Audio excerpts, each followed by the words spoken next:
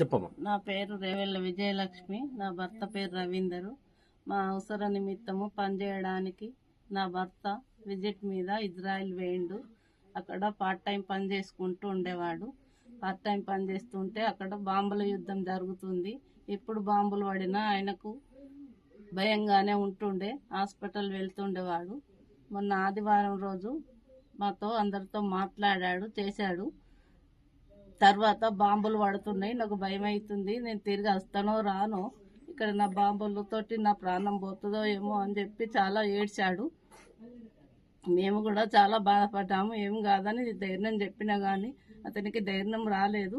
ఆయన ఉన్న కాడ హాస్పిటల్ దగ్గర బాంబు పడిందట.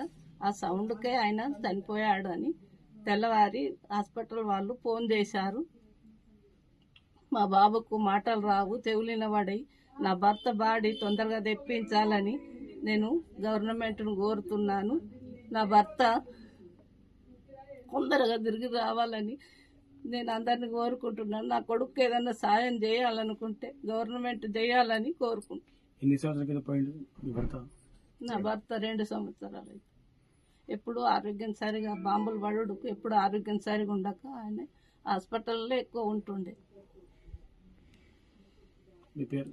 నా పేరు రేవెల్ల విజయలక్ష్మి. ఆర్థికంగా లేదు చెప్పు.